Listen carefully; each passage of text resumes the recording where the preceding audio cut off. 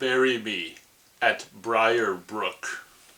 I think that's the line, something like it. Welcome, huge movie fanatic Nate, stopping on by.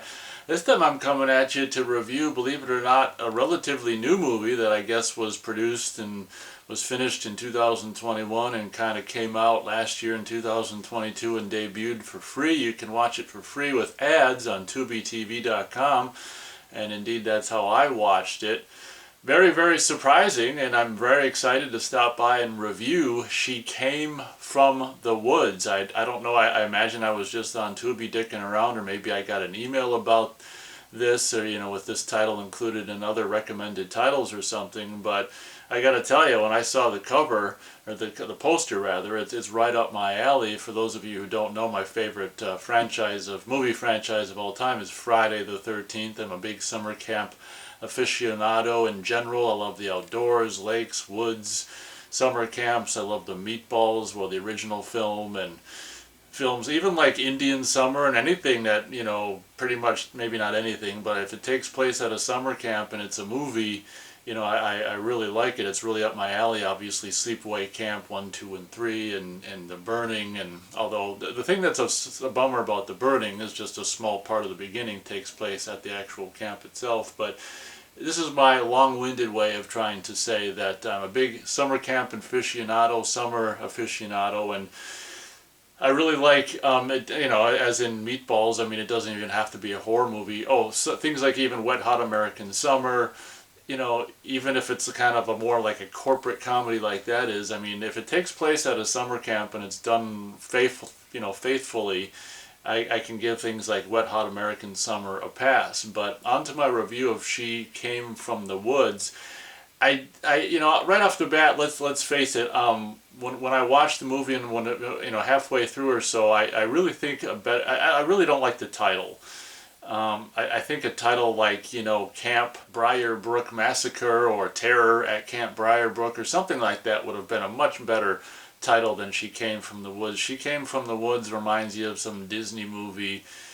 Like, it's not, I think, Camp Briar Brook Massacre or Horror or Terror or something, with the Camp Briar Brook in the title would have been a much better title. It's what I would have called it. But I think that, ironically, the title is the thing I dislike the most about this movie, which I gotta say, I saw the poster online, and then I checked out the trailer on YouTube, and the trailer made it seem like, okay, it seems like it could be potentially good, but the trailer made it seem like most cookie cutter, low budget horror stuff where it's trying to be too funny, and it's just like, it's annoying. The things that are the funny bits are like annoyingly funny, and they're not really funny. Having just seen the film last night, I gotta tell you, I really, really, think this movie is pretty good for what it is, and I was really impressed because on Tubi it's like the genre is like horror / comedy, and that kind of worried me. I like, is the comedy going to be too much? And I got to tell you, I was really, really impressed with the blending or the melding of the comedy horror aspects. One thing that I really want to say in regards to the comedy horror aspect of the movie is the comedy and horror are kind of separate. Like, they're not necessarily intertwined. I don't know. It's really hard to explain. All I know is, in my opinion, the comedy horror balance is really, really handled well in this movie. Basically, the premise, and having only seen it once, I don't really remember a whole lot of it, so I'm going to spare you with the beat by beat, obviously. But the premise is, and I don't think that the year is ever mentioned in the movie, but if you look at the synopsis, it's 1987, and it's the last day at Camp Briar Brook in 1987. They're sending the kids home, and a pair of these counselors or whatever, the family members actually own this camp, and I can't remember the son who actually wants to, the son of the mom. It's like 3 generations in this movie. That naked guy from Die Hard 2 is in it. He's like the grandpa, and he's the owner of Camp Briar Brook, and he's got the history, the past, which is revealed. I'm not going to bother going through it, not that I could even if I wanted to, because I've only seen this once and I'm not good on all these details on a first viewing. and plus will save you some time. Plus it's for free on YouTube, or not YouTube, but TubiTV.com, and you should go watch it. If you're watching this review, you should go probably watch the movie yourself anyway. But I was blown away by how, I guess, how well the movie was not only executed, but the conceived and executed. And by conceived, I mean like the story and the history and the world that the filmmakers create for this movie, the past.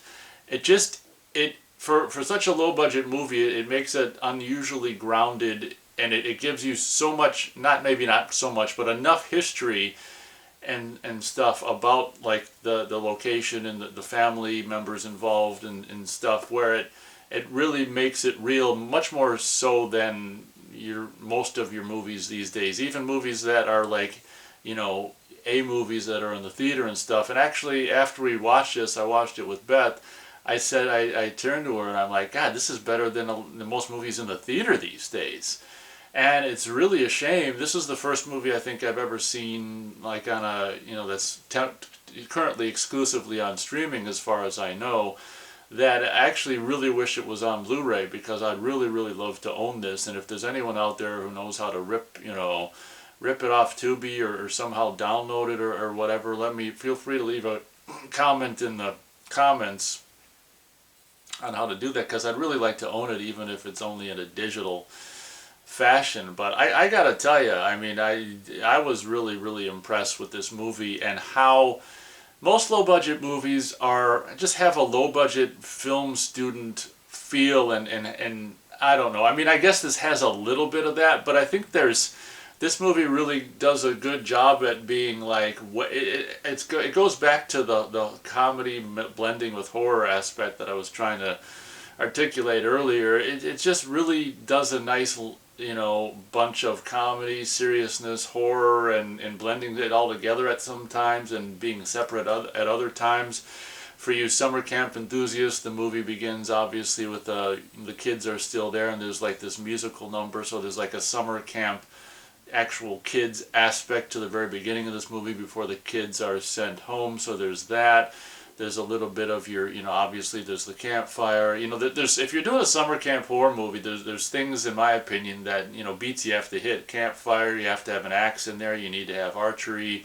There's certain things, obviously a dock and the water and a canoe, and there's certain kind of things that, in my opinion, it's a personal preference, like you gotta have in a movie, in a summer camp movie, even if it's not a horror movie, even if it's just Meatballs or Wet Hot American Summer, or some summer camp comedy, or even Indian Summer, the movie that I also reviewed on this channel years ago. But I don't know if I can, god dang, what's really kind of cool about this is, having only seen it once, I'm not incredibly familiar with it. I just wanted to stop on by to give a general basic overview, kind of a review, which is basically just my overall opinions on it.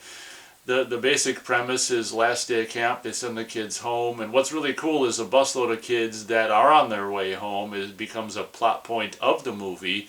And you know what, I actually, because it's free to watch for you guys, I don't think I'm going to spoil a lot of it. I'll just simply say that I can say the basic premise, which is that these kids are campers or whatever, not campers, but maybe counselors, or I think it's mostly counselors at night, on the last day of that night, they do this like ritual thing. There's this lore about the camp, the history and the background, or a camp history that they think is bull crap, and they do this ritual around the campfire, and it turns out to not be bull crap. And what's really cool about the movie, without spoiling too much, is like, I mean, I guess you've got a central like evil character or figure, but it's not just that central evil character that does like the killings. Like, killings are committed and violence is committed by a whole slew of different individuals, which is a really, really kind of a fun, interesting, different twist on a summer camp horror movie. That's, I guess, what I'm more or less call this movie. So this is I mean, I'm very impressed by this movie, and again, it'd be nice to have it, on Blu-ray preferably, but if someone could point me to a way to like download a digital version of this or something like that, that'd be really appreciated. God dang, I really wish that this would come out on Blu-ray at some point. But you know, it's not perfect. What is, you know? But I was very, very impressed with this. And when I saw the trailer, I was like, you know, oh, this really looks like it has potential, but it's probably another one of these, you know, where it's trying to be too funny, and the funny stuff isn't funny. And you know, I gotta say, I found the humor mostly funny. And it's for me it was one of the things I really liked about it is it wasn't, in my opinion, wasn't predictable. It's unique enough where you don't necessarily know what's going to happen moment to moment, and that's because of the unique situation of, like, you know, the premise of the baddie in this movie and them performing this ritual, it being more of a supernatural situation than just a flesh and blood killer, is something that I guess makes this, it's something that's generally not done at a summer camp horror movie, which I thought was something that was interesting to do. A supernatural element which changes the rules, and, well, not rules, but changes the norm of a summer camp horror movie, and makes it, and in this case it made it really unpredictable and made you surprised when certain things happen. I just, overall, I just feel this movie has a genuine creativity, you know, behind it, creative force behind it, and I was really pretty much impressed with this movie. And wow, you know, there's this pizza delivery guy, and one of my complaints was maybe some of the guy, maybe not enough mullets, but of course you've got the one guy with the mullet, which was appreciated, because in '87, I mean, I think pretty much not me, I didn't have a mullet until later. Early, it was like, no, wait, I think I had one in '89, and then my dad cut it off in 1990, and then I grew it again in '91. But yeah, a lot of guys had mullets in the late '80s, and it would have been nice to see at least two different guys with a mullet. But at least there was one guy with a mullet, and some actual, like, there was this one female character who said "grody," I think, in reference to something gross. And I was like, oh wow, that was a term, I think, in the '80s that was uttered, and that you really don't hear anymore. And you know, as a child of the '80s, I was watching it like, you know, with a kind of a critical, you know, like, oh, you know, at least we don't have to see cell phones and stuff. But there were some phrases that I don't think were necessary, that are more current phrases that weren't really spoken back then. But when a character said grody, I think there was another something said, maybe rad or something, which is more common but not so common these days. But grody, I mean, like, I don't think I've ever heard that since the '80s or the early '90s. So it was cool to hear that. I completely forgot that phrase that was more of a period bit of speech that was uttered in this movie. But that's one of my problems with movies that are made now that are supposed to take place in the '80s or a different decade, is that so often, and they probably don't even know they're doing it, but current contemporary speak, you know, just catchphrases that are a part of now, you know, contemporary life, will make it, that didn't exist back then, will make their way back then, because people don't even recognize they're even putting it in there, and this kind of stuff. It's more or less the case with this movie, but I was really surprised, and I turned over to Beth. I'm like, hey, grody. My eyes perked up, and I'm like, that's an '80s term. A lot of girls said in regards to just, you know, gross things, or gross guys that might have liked them, or this and that. So that was fun to hear that term. But I think that'll pretty much do it for my review. For me, it's kind of a little bit of a different review. It's not so much on the specifics of the movie per se, but the overall feel, which is a fine way to do a review, and you know, pretty much the only way I can review this, having only seen it once. But another thing I want to mention, something that I really think is lacking in movies these days, and if, you know, Friday the 13th 2009 is a perfect example, although that movie didn't really, I mean, it didn't take place in any way at the summer camp in the movie, which was just, you know, a joke or whatever. But one of the things I think is really, really lacking in movies these days, that, you know, they really, really did well in the '70s and the '80s, was, just this feeling of an environment or the location, and one of the huge reasons why the original Friday the 13th is among my favorite movies is because the filming location I just love the filming location, and the way they present the filming location in the movie, and how it really puts you there, because the whole movie is basically spent at the one location, as is the same thing with this situation. But you can have movies like this in the past, like maybe the Two Bloody Murder films or some other things that are also take place at a certain location. And I guess maybe because those are probably in California. I don't know where the Bloody Murder movies were filmed. I would imagine California, whereas this one is like the Northeast film, so it's very similar to the location of the original, the first original, or the first two Friday the 13th films, in Burning and Madman and stuff. So it's got more of that same look. The summer camp that they filmed it at is, like, can only assume is an actual summer camp location. And I gotta tell you, I mean, for the first time in a long time, just the this movie just really has a great summer camp feel, because that's where the whole movie takes place, and it's filmed at presumably a real summer camp or whatever. If it isn't, I mean, it must be, but I mean, whatever.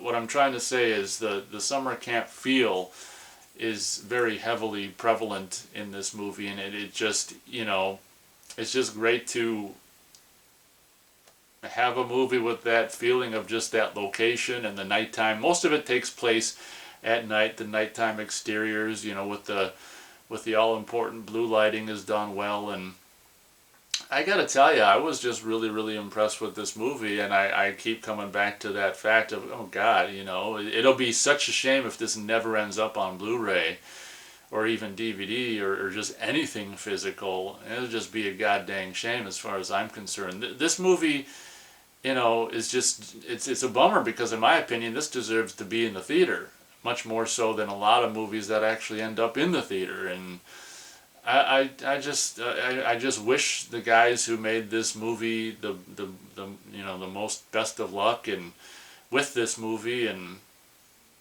I just think it's a gem. I'm gonna go as high as 3 stars out of 4 stars for She Came from the Woods. I'm excited and eager to watch it again. And what's really one of the another unique things about this movie is it's not a big deal, but it's like I think it's like 101 minutes long, so it's a little longer than your traditional movie of this budget, which is also kind of interesting. A lot of that's probably due to I think a lot of younger viewers would say, like, the first maybe 15 or 20 minutes, or the would kind of setting things up or getting to know the characters and the location and stuff. And part of that is just to see the kids' little deep last day of camp musical thing they do and stuff. But I think that the extra 15 minutes is probably more or less that extra setup that I actually enjoyed. And I was worried that Beth was getting bored. She may or may not have been, but I was actually enjoying it, because it's not very common these days to actually just have like a setup that's just setting up locations, characters, that just takes its time and doesn't feel forced. So often these days your movie will start like a summer blockbuster and just go right into action or some shit, and it's just like, God dang, what about those people who actually enjoy subtle nuance, and just don't need everything going by so frickin' fast and stuff. And I was really impressed with how this movie began. And also just the whole, I really wish, it'd be really cool to have, like, one of them t-shirts or one of them polo shirts of the, I love the Camp Briar Brook logo, with the two axes and the campfire and the trees. And I mean, it'd be cool I'd totally buy if I could get, Camp Briar Brook frickin' t-shirt or polo or whatever. That's another aspect of summer camp horror movies that I love so much. And like with the Sleepaway Camp movies, you got Camp Arawak, or the second one, it's, whatever, Rolling Hills, and then Camp New Horizons, But the logo that was made, for the camp in this movie, with the two axes, the campfire, and the trees, I just think is really cool. And you see it all over the place. I think it's even on, whatever, posters in buildings or whatever.